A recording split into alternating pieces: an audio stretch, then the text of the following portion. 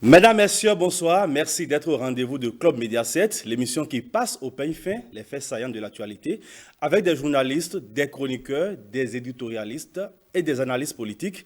Je reçois justement ce dimanche soir Ouldat Maman, journaliste spécialiste des questions internationales. Ouldat Maman, bonsoir. Bonsoir Lénaïque Adouazarou, merci de me recevoir ce soir.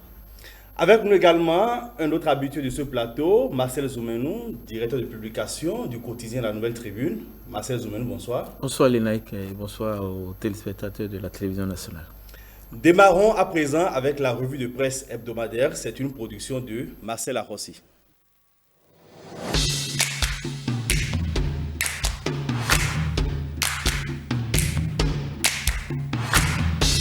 Législative 2023, le quitus fiscal a détrôné l'argent. Visiblement, la caution qui a subi une augmentation extrême selon Gasquiani Info semble ne plus donner de vertige aux partis politiques désireux de s'aligner dans la grille de départ. 163 500 000 francs CFA, c'est la bagatelle somme que doit débourser chaque liste de candidats comme caution avant de participer aux élections législatives. Si à l'époque, certains partis de l'opposition soutenaient que le gouvernement voulait des élections de riches après le vote de la loi portant code électoral en République du Bénin, votée par l'Assemblée nationale en 2019. À l'étape actuelle du processus, silence radio sur ce sujet, ce qui dénote d'avance selon Gasquiani Info qu'en dehors des problèmes de quitus fiscaux, chaque parti a fait de son mieux pour trouver la somme exigée.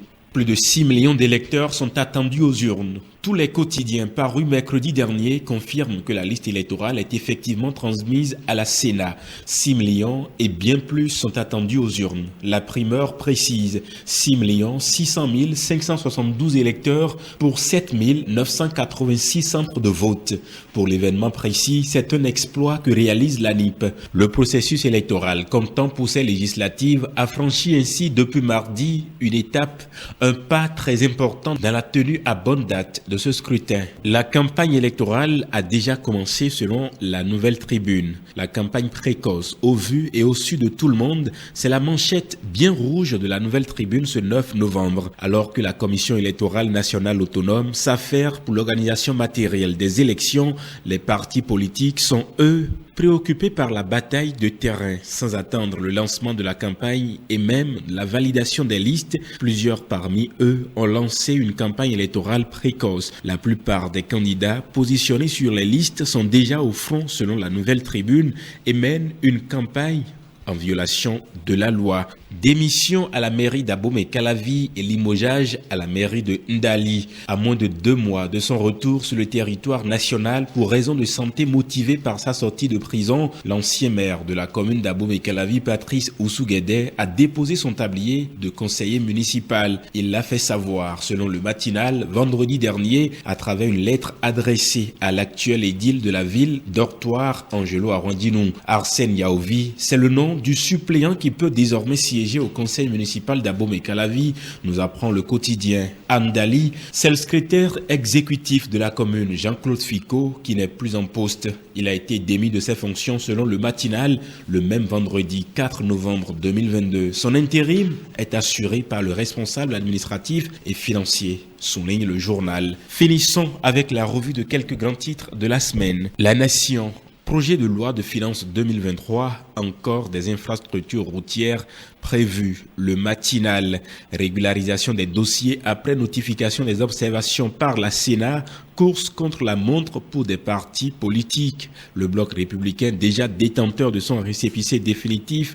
Fraternité, pré-campagne et campagne pour les prochaines législatives. L'administration au ralenti. L'événement précis, examen à la Sénat des déclarations de candidature pour les législatives 2023, 6 partis renvoyés à la correction de leur dossier. Aucune observation n'a été faite au bloc républicain. Le dossier du parti NFN rejeté. La Croix du Bénin, Institut pontifical Jean-Paul II, section de Cotonou, célébration des 25 ans de création.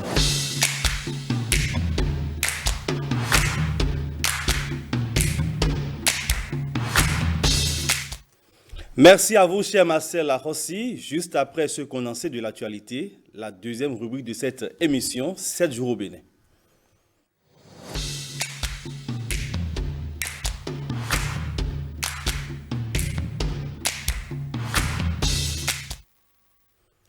Marcel Zoumenou, la semaine a été un peu maigre en actualité, pas de conseil des ministres. Nous avons quand même essayé de retenir 2 sujets à débattre, à décortiquer au plan national. Le premier, c'est bien évidemment la transmission à la Commission électorale nationale autonome du fichier électoral par la NIP. Oui, tout à fait, c'est un rituel classique auquel on est habitué. Chaque fois qu'il y a élection, il y a la structure qui confectionne, qui la transmet à la structure qui l'utilise pour évaluer les candidats. Et donc, pour moi, c'est quelque chose qui est habituel. Ce qui est peut-être nouveau cette année, c'est que c'est une structure administrative qui a conçu la liste électorale.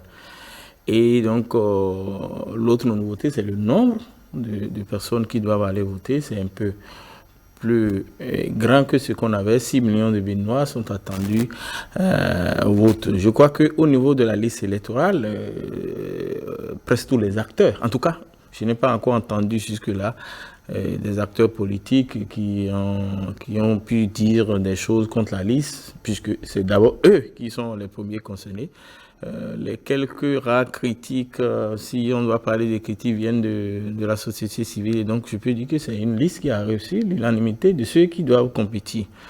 L'essentiel, c'est de faire pour que cette élection se passe bien, qu'au niveau de l'organisation matérielle, la Sénat puisse être à la hauteur. Et là, je dois rappeler que c'est une nouvelle mandature de la Sénat qui s'est installée. Celle qui est là est en train de faire son baptême de feu.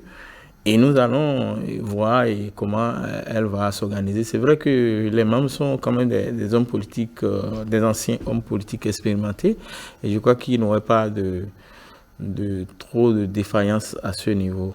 Et il faut simplement, pour que l'élection se passe bien, qu'on puisse travailler pour relever le taux de participation. C'est un débat, c'est un problème qui concerne à la fois les acteurs politiques, les organisations de la société civile, mais aussi les citoyens lambda, travailler pour que les gens puissent reprendre le goût d'aller dans les lieux de vote, puisque les 3 dernières élections qu'on a organisées, le taux de participation était un peu faible. Donc moi, je crois que s'il y a un défi pour cette élection, actuellement, c'est le taux de participation.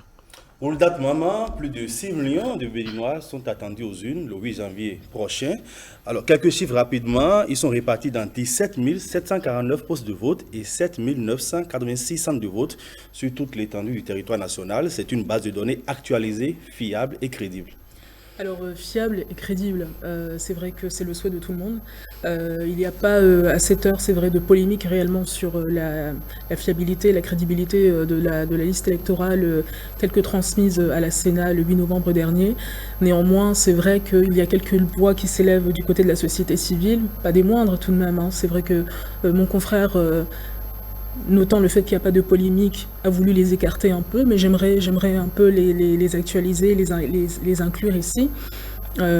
Faut savoir que c'est vrai, c'est la société civile qui avait demandé à ce que cette liste électorale soit toilettée lorsque sa mouture provisoire avait été publiée par les autorités compétentes, la NIP, oui, l'Agence nationale d'identification des personnes.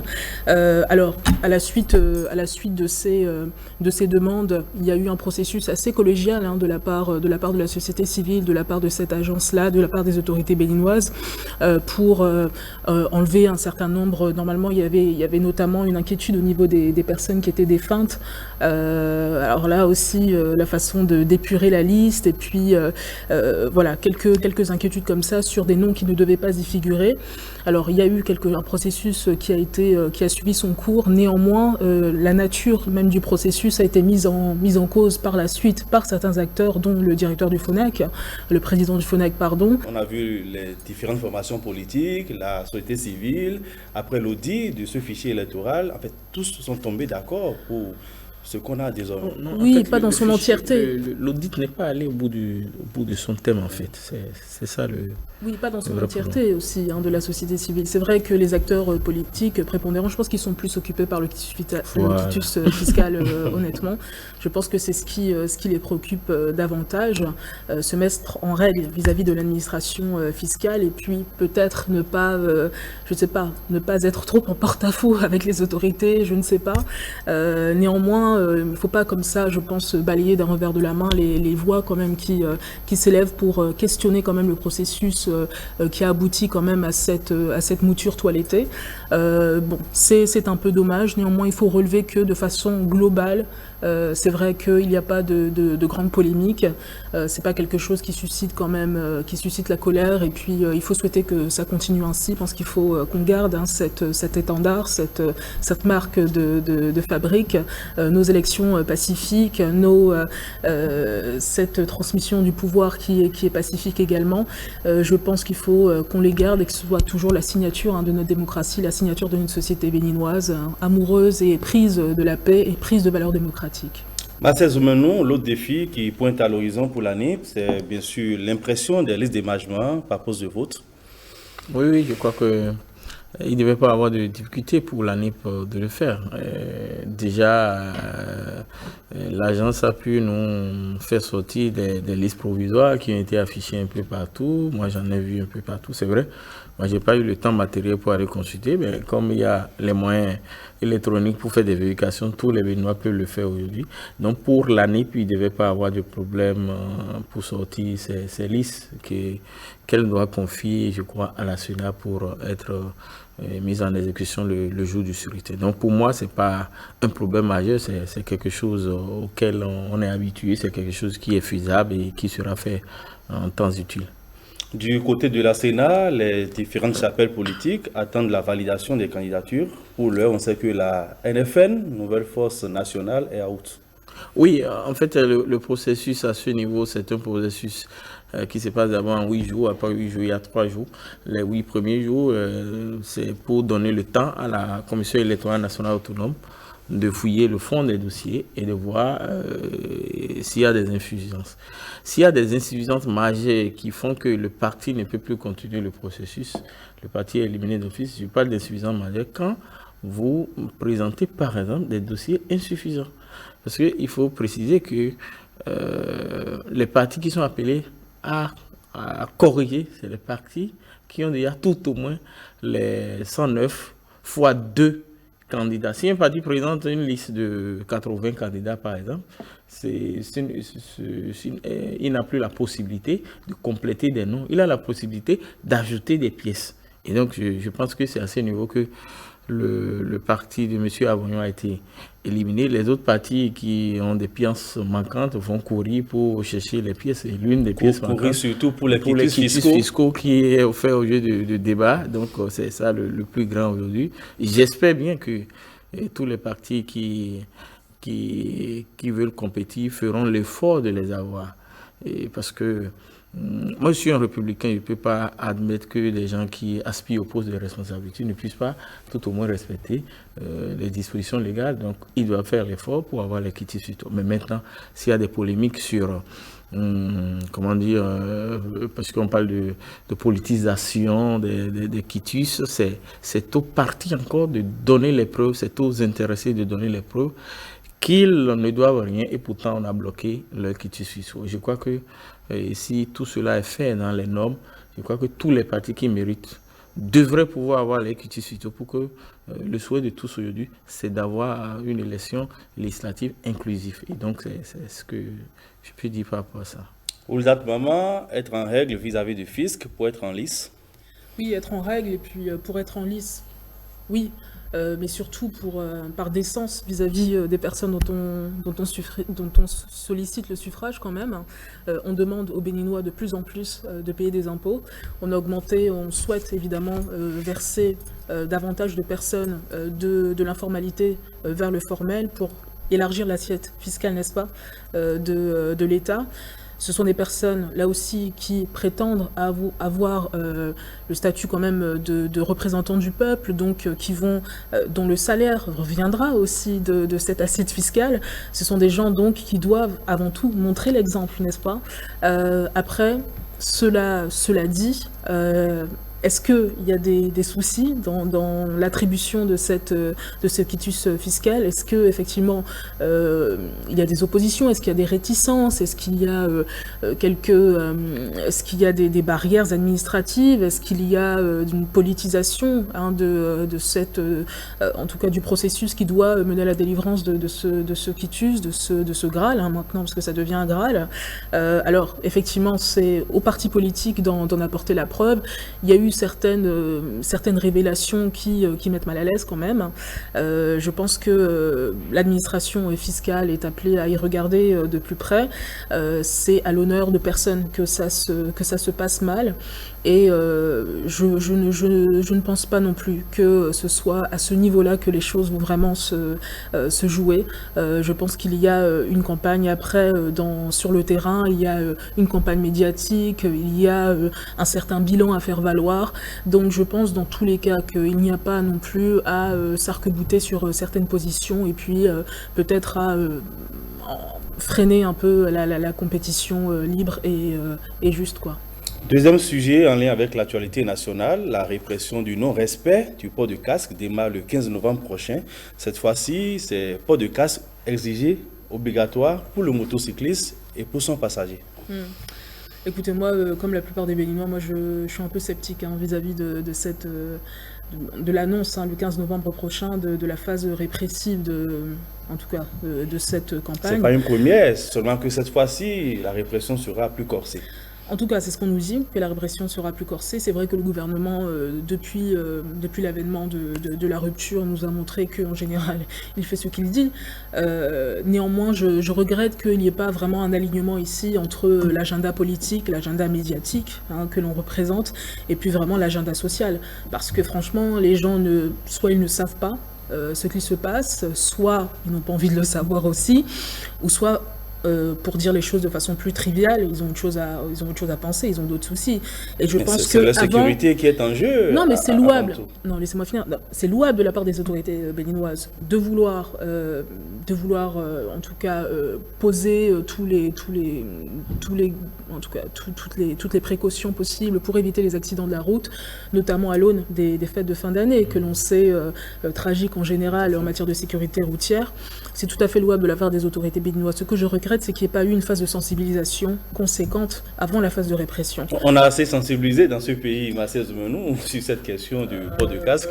Oui, ma position sur cette question, c'est évidemment, je ne dirais pas je ne demande pas aux populations de ne pas le faire, mais je souhaite que ça soit un peu plus souple. Un peu plus souple dans la mesure où nous savons aujourd'hui les conditions dans lesquelles vivent la majorité des Béninois et les casques, je vois ça tourne autour de 15 000, 12 000, c'est pas trop. Alors, j'ai l'impression, pour ce que moi j'ai constaté, la prise de décision et la date de l'application de la sanction sont un peu trop rapprochées. Et donc, ça ramène à l'idée de sensibilisation. Oui, c'est vrai, moi j'ai tout été contre le fait que quand on dit, avant on disait oui, celui qui conduit porte son casque, mais celui qui est derrière ne porte pas. Puisque quand il y a un choc ou un accident, les deux subissent le choc. Et donc, on a vu même des cas où celui qui conduisait a été sauvé et celui qui était derrière. Et donc, pour moi, tout le monde, a priori, devrait porter des casques. Mais pour ce qui est de la répression, je pense que ça m'a l'air d'être un peu brutal. Je me disais qu'on allait un peu sensibiliser, un peu pendant un temps donné, avant de passer à cette phase de répression. Déjà que pour le principe que celui qui conduit porte son casque, on voit de plus en plus beaucoup de motocyclistes qui violent.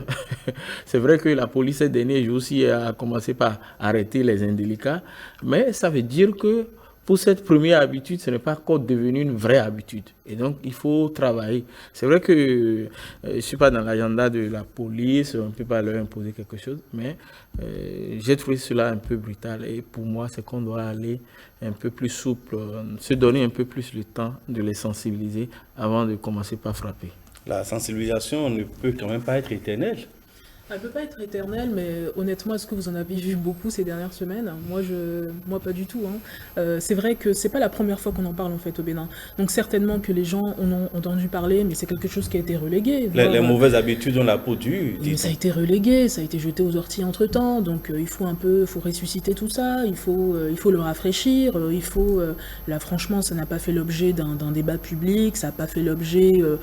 ça n'a pas envahi l'espace public, l'opinion publique. public. Je pense que ça sort un peu de nulle part et c'est un peu dommage. C'est pas que c'est condamnable dans l'absolu, évidemment, puisque l'intention qui anime les autorités est louable, encore une fois.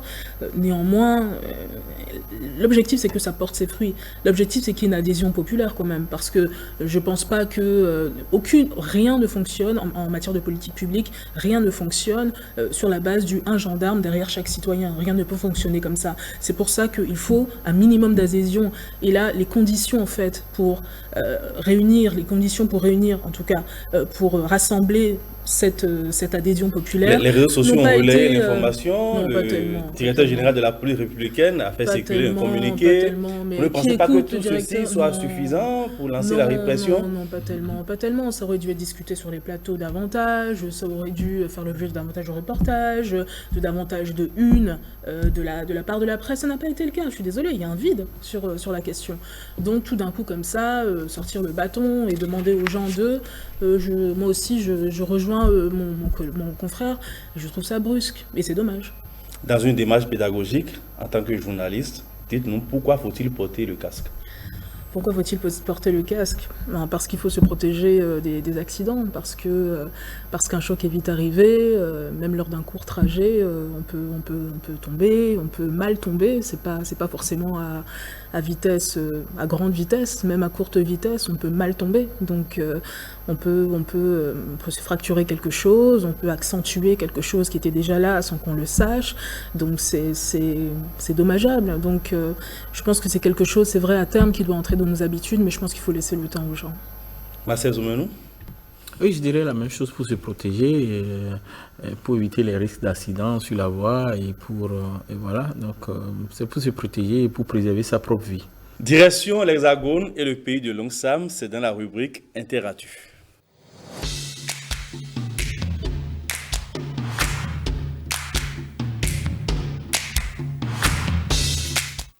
C'est un nouveau tsunami qui porte atteinte à l'image du clergé français et à celle de l'Église française.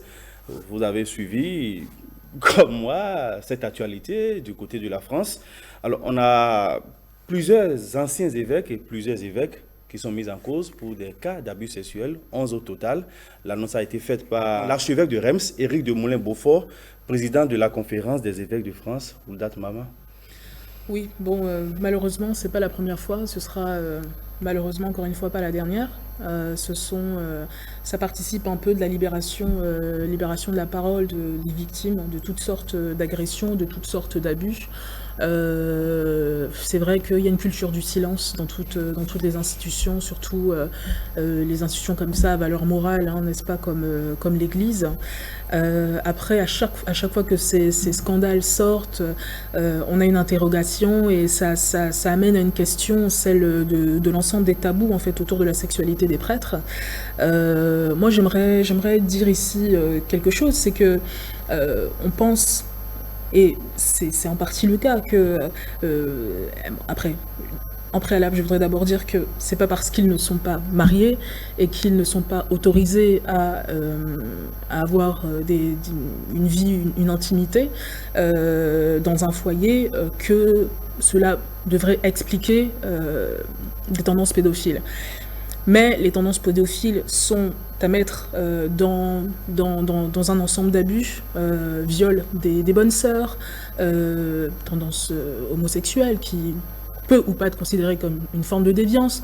Donc finalement, dans l'ensemble, pour me détacher de la question de la pédocriminalité, dans l'ensemble, toutes ces difficultés, tous ces tabous autour de la sexualité des prêtres ramènent au fait qu'il faut historiciser ce point. C'est que ça n'a pas toujours été le cas. Les prêtres n'ont pas toujours été obligés de faire vœu de célibat. Il fut un temps où les prêtres se mariaient, où les prêtres avaient une vie, un foyer. Il faut dire en fait que l'Église a progressivement mis un certain nombre de réglementations en interne pour interdire le mariage des prêtres, mais c'est pas forcément une prescription religieuse, ça obéit aussi en fait à une logique patrimoniale, à une logique matérielle, parce qu'à un moment donné, l'Église a eu peur aussi que son patrimoine soit dissolu, parce que lorsque le prêtre a des enfants, eh bien, lorsqu'il meurt, ce patrimoine va aux enfants, et l'Église perdait beaucoup de son patrimoine ainsi. Donc c'était aussi une façon pour le clergé de garder le patrimoine au sein de l'Église. Donc en restituant un peu toutes ces dynamiques-là... Merci pour le coup d'histoire. Non, mais c'est... Ok, je vous en prie.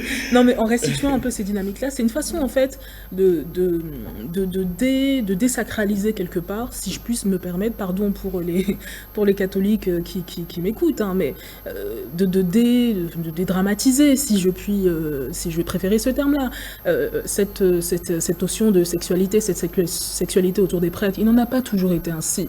Est-ce que l'Église était moins sainte alors qu'elle l'est aujourd'hui, quand elle l'autorisait? Donc, il y a tout un ensemble de problématiques en fait qui ont nourri en fait ces décisions de la part de l'Église. Donc ça veut dire que c'est réversible également. Si ça n'a pas toujours été le cas, ça veut dire que ce qui existe aujourd'hui peut également être changé. Donc c'est un peu une piste et c'est un peu une ouverture. Marcel Zoumenou, le cas le plus choquant est l'aveu du cardinal Jean-Pierre Ricard, 78 ans.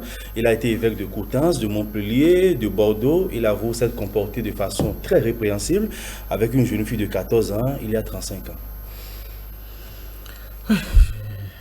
C'est un sujet qui est un sujet récurrent dans l'Église catholique.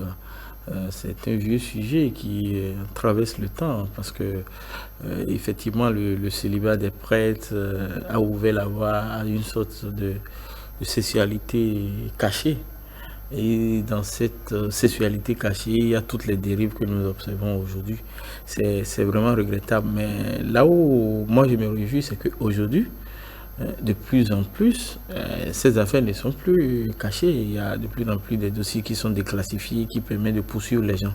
Je me rappelle que l'un des dossiers qui avait le plus embêté le pape Benoît XVI, qui explique même sa démission, c'est ce dossier. Il avait même demandé des pardons publics pour ses actes de pédophilie ou bien de pratiques sexuelles indécentes que les religieux ont pratiqué sur des laïcs pendant des siècles. Et vous savez, l'Église catholique romaine, c'est aujourd'hui la plus vieille institution au monde. Et donc, elle fait face à son histoire. Elle traîne son histoire et elle doit se défendre face à son histoire. C'est vraiment difficile. Et moi, personnellement, je ne souhaite pas que les gens regardent ça en disant « Ah oui, encore eu, encore eu ». Et dans toutes les organisations où il y a déjà des hommes et des femmes, il y a forcément des choses qui se passent du côté sexuel qui ne sont pas bonnes. Ce qui est heureux ici, c'est qu'aujourd'hui, de plus en plus, ça se retrouve sur la place publique et les auteurs sont punis. Et là, c'est ça. Pour rejoindre ce que ma consoeur a dit, oui, il est possible de changer un peu. C'est à l'Église d'étudier, de prendre les décisions. Et là encore, vous savez que le système qui dirige l'Église est un système assez compact, assez ringard, excusez-moi le terme, assez lourd pour prendre une décision du genre sur qui concerne les grands dogmes, les grandes décisions de l'Église. Ça peut prendre des siècles. Il y a au sein de l'Église catholique romaine aujourd'hui des évêques, des prêtres qui sont pour ça, qui sont pour le fait qu'on officialise enfin, puisque de plus en plus on comprend qu'ils ont une vie sexuelle. Et donc il faut officialiser cela. Mais quelle forme ça va prendre? Est-ce qu'on doit officialiser jusqu'à leur permettre d'être comme nous, d'avoir une femme, des enfants? Et donc, je crois qu'avec le temps, ils finiront pas trouver une solution à ça. Sinon, les éclaboussures deviennent de plus en plus fréquentes et ça ne donne pas une bonne impression de l'Église catholique romaine. La fin du célibat des prêtres, la solution? C'est une partie de la solution, mais encore une fois, faut pas établir un lien direct non plus entre pédocriminalité et puis célibat. Je pense qu'il y a d'autres dynamiques qui sont en jeu. Après, pour toucher aux autres formes d'abus, c'est pour ça que j'ai détaché les questions, hein, aux autres formes d'abus, bon, les harcèlements des sœurs, etc., etc. Je pense que c'est quelque chose qu'il faut considérer, étant donné que ça a été le cas par le passé. Et encore une fois, est-ce que l'Église était alors moins sainte qu'elle ne l'est aujourd'hui? Donc, surtout restituant en fait les motivations en fait qui ont fait qu'aujourd'hui on a entériné ce célibat des prêtres. étant donné qu'elles ne sont pas toutes fondées sur l'Évangile.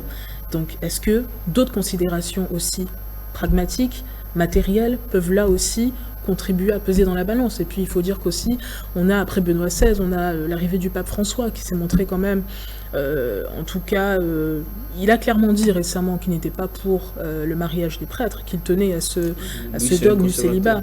Oui, néanmoins,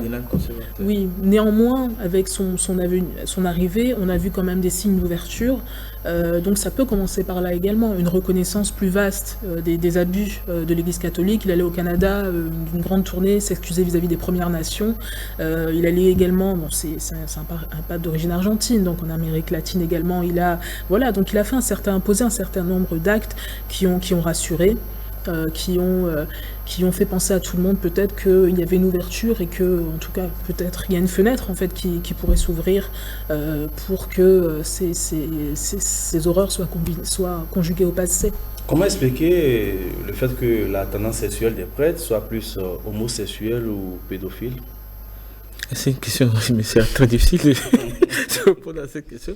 Et bon, selon ce qui se raconte, c'est des pratiques, disons, monacales depuis des siècles. On parle même de pratiques qui existent depuis l'Antiquité, je ne sais pas trop.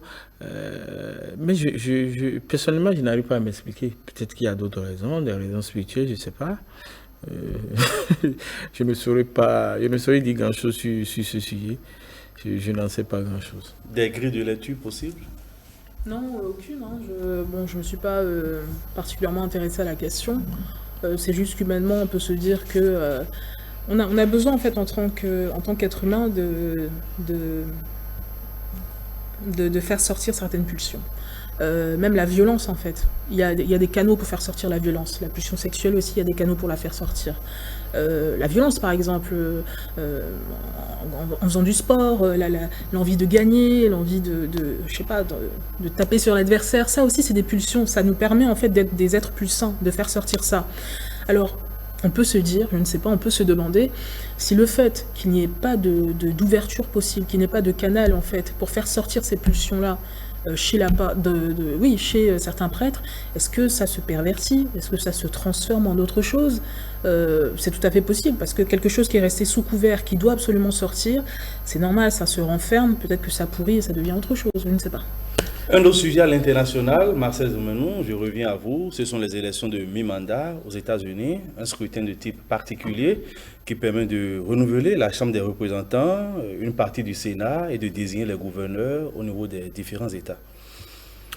Oui, c'est une pratique aussi vieille que la démocratie américaine et qui permet au président élu il y a 2 ans de se faire juger, de juger sa popularité et de voir à mi-mandat qu'est-ce qu'il vaut, qu'est-ce qu'il pèse au regard devant les citoyens américains. Et je crois que ce qu'on a observé tout récemment, c'est quand même ce à quoi on pouvait s'attendre, une élection assez discutée où les républicains ont vraiment mené la bataille contre le parti les démocrates, mais qui malheureusement ils n'ont pas eu les résultats escomptés malgré l'intervention de leur challenger, de leur leader Donald Trump. Et moi, je regarde de loin les élections de mi-mandat aux États-Unis me permet de dire que c'est une démocratie assez dynamique, assez vivace. Parce que sinon, ce mécanisme n'existe pas où déjà à mi-mandat, tu te values toi-même au regard des citoyens. Je crois que c'est un système électoral qui me séduit toujours. En tout cas, le système électoral des États-Unis m'a toujours paru un système assez amélioré, assez perfectionné. Et donc, ça permet aux citoyens d'avoir beaucoup de possibilités de sanctionner ou de donner aval à une politique qui est menée. Actuellement, ce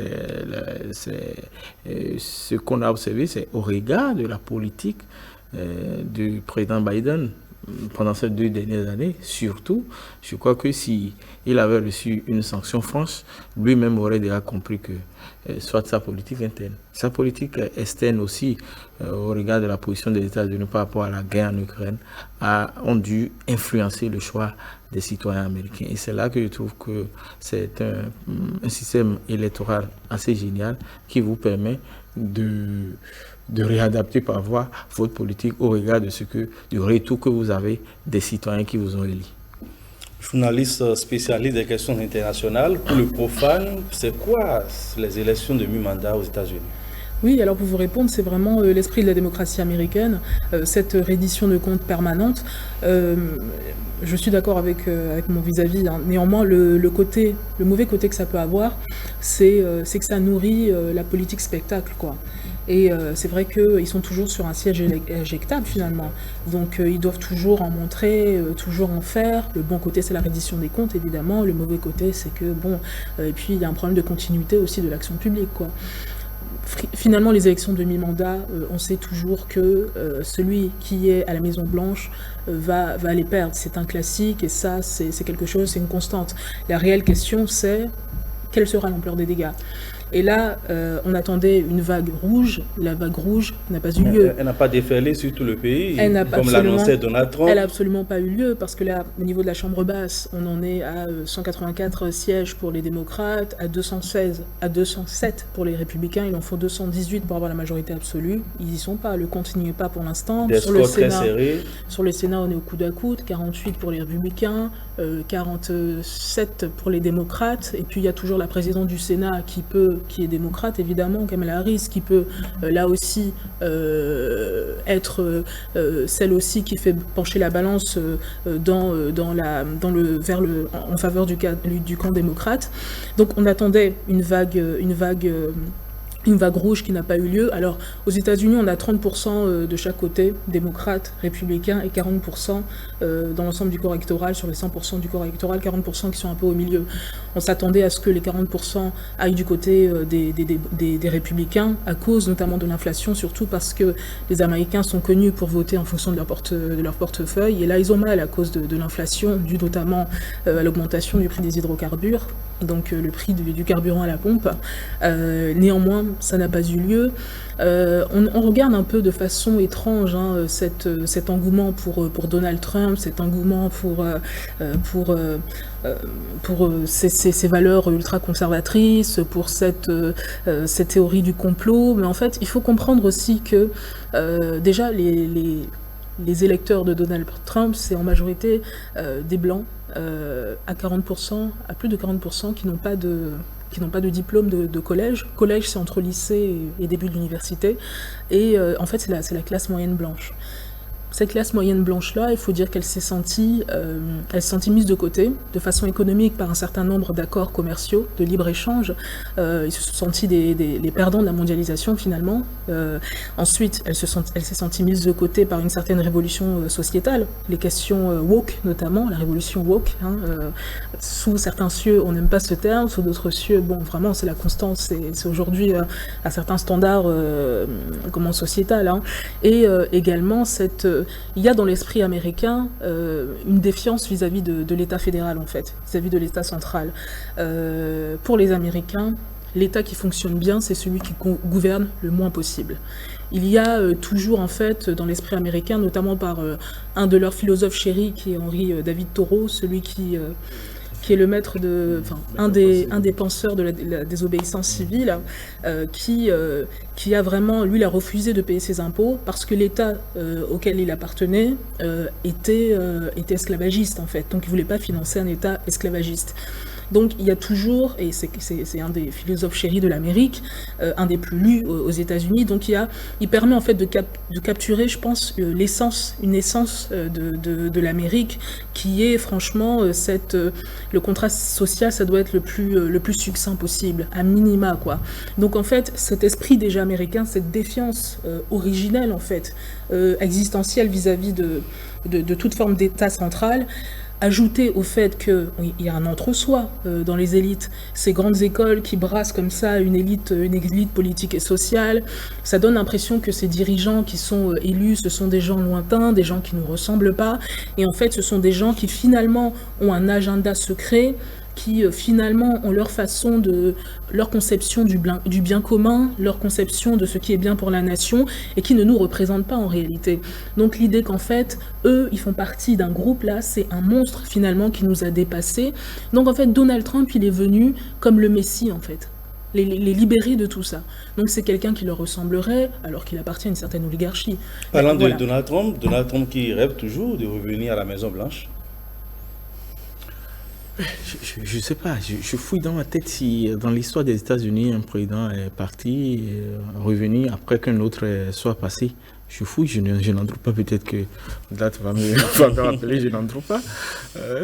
Ça ne me paraît pas des pratiques, des comportements électoraux des Américains. On trouve ces genres de cas dans les pays africains, mais aux États-Unis, je doute fort qu'ils puissent avoir cette possibilité de revenir. C'est vrai qu'il est toujours très présent, malgré les problèmes, malgré tout ce qu'il y a comme dossier contre lui. L'assaut du Capitole. Voilà, tout ça.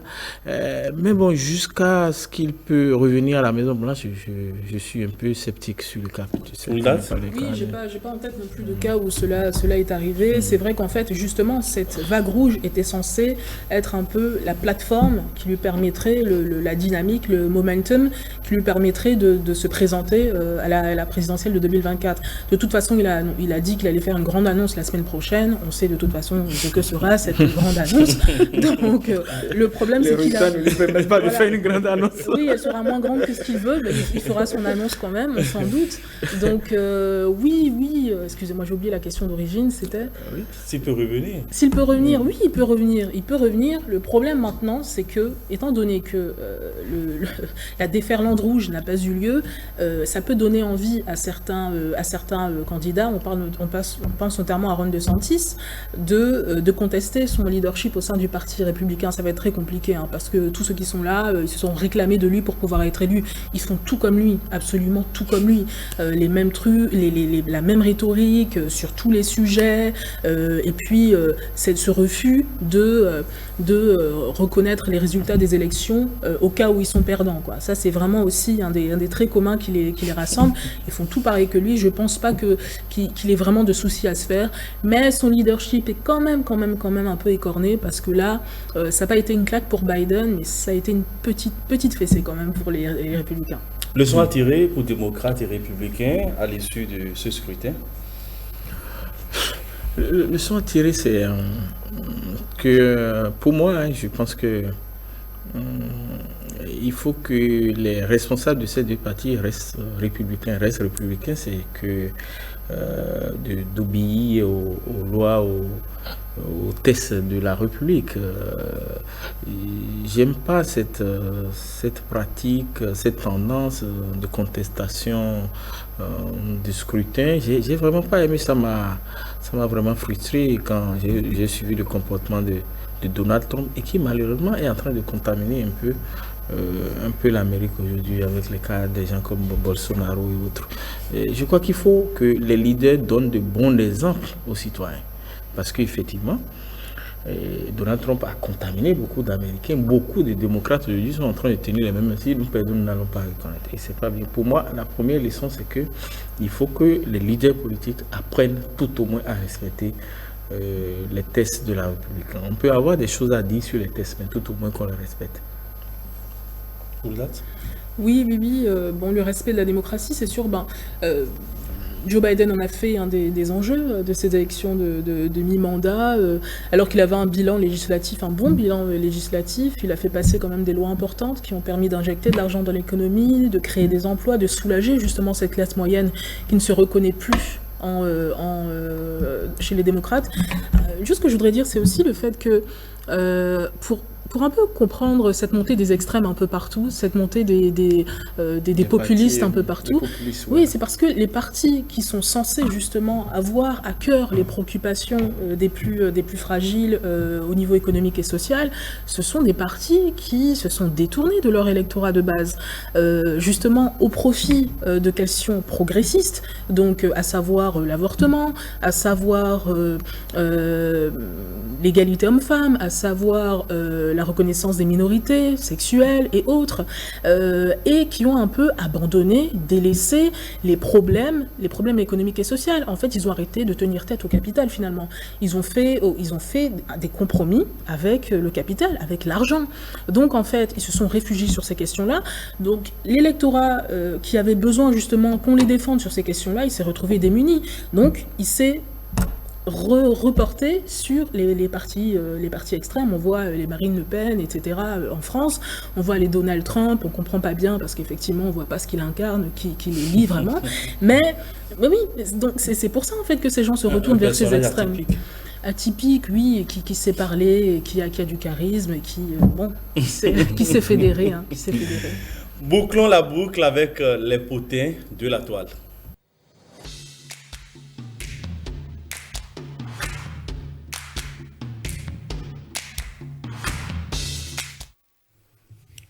Marcel Zoumenou, c'est une scène qui a suscité l'indignation de plus deux jeunes gens qui se sont livrés à des ébats sexuels sur une tombe dans un cimetière de Cotonou. Bon, et ceci m'a tellement fait marrer. Non, j'apprécie leur audace. Parce que moi, chaque fois que je rentre dans un cimetière, j'ai l'impression qu'il y a beaucoup de gens qui me regardent et que je ne les vois pas. Et donc, je me comporte de façon très scrupuleuse. Et bien qu'ils décident d'aller dans un cimetière pour aller faire ça, je trouve que c'est très courageux. Bon, ce genre de faits divers, bon, il en existe de temps en temps, mais la question à se poser, c'est que ce n'est pas un rituel. Et si ce n'est pas un rituel, je sais que les femmes d'habitude ont plus peur que nous les hommes, mais la femme qui a accepté de s'y adonner avec son ami, je crois qu'elle doit être vraiment très courageuse. Je n'ai pas de commentaire particulier. Bon, est-ce que aussi c'est pour des raisons économiques, ils n'ont pas les moyens pour aller dans une auberge, dans un hôtel. Et moi, je me vois me poser beaucoup de questions, mais au-delà de tout, ce que je vois qui se dégage, c'est l'audace, quoi. L'audace d'aller dans un tel lieu pour aller commettre, pour aller faire ce genre de choses. Qu'est-ce qui peut bien justifier pareil acte, fantasme, acte rituelique ou expression d'une immoralité sans norme? Oh, franchement, je ne saurais dire. Je suis pas sûre que mon collègue ait fini. Vous êtes sûr que vous aviez fini? C'est sûr. Okay, parce que je sais pas, j'ai pas trop. Bon, ouais, quand j'ai lu ça, oui, j'étais un peu stupéfaite. Ça m'a fait rire. Mais bon, il y a des comportements déviants. C'est juste que ceux-là se sont fait attraper. Hein. Je pense que si on fouille, il y en a un peu partout. Après, effectivement, quelles seraient les motivations? C'est vrai que c'est un lieu quand même étrange. Un lieu étrange. Bon, il y a des gens que ça émoustille de faire ça en public. Bon, c'est une chose. Après, dans un cimetière, c'en est quand même une autre. C'est vrai qu'il y a un soupçon, du coup, que ça jette un peu sur des intentions. Est-ce que simplement il s'agissait d'une pulsion? Est-ce que ça allait plus loin? Je ne sais pas. Vous avez lu un peu les commentaires des internautes? Oui, bon. Oui, j'ai lu un peu. C'est allé dans tous les sens, chacun a essayé d'expliquer. Oui, bon, ils n'ont pas l'argent pour aller payer se louer une auberge, c'est des rituels sataniques. Il y a plein de... Chacun essaie de venir avec son explication, mais tant qu'on n'a pas écouté les intéressés, il est difficile. Peut nous éclairer parce vraiment, que là... il est difficile de savoir les vraies motivations de cet acte. Les internautes qui sont vraiment sous le choc? Oui, bon, est-ce qu'ils sont sous le choc? Je pense qu'ils ont ri. Hein. Je pense qu'ils ont ri. On en a besoin, je crois aussi, hein, de rire de ce genre de choses. Parce que bon, je pense que ça amuse, ça gargarise un peu, puis voilà, quoi. Eh bien, ce sera tout pour le décryptage de l'actualité de cette semaine. Je le rappelle, j'ai reçu Marcel Zoumenou, directeur de publication du quotidien La Nouvelle Tribune. Merci beaucoup. Olgat Maman, journaliste spécialiste des questions internationales. Merci aux téléspectateurs de nous avoir reçus chez eux. Merci également à toute l'équipe de préparation et de réalisation de cette émission. Je souhaite un joyeux anniversaire à Monique Toron à la caméra. Chers amis téléspectateurs, merci de nous avoir suivis également. Bonsoir chez vous.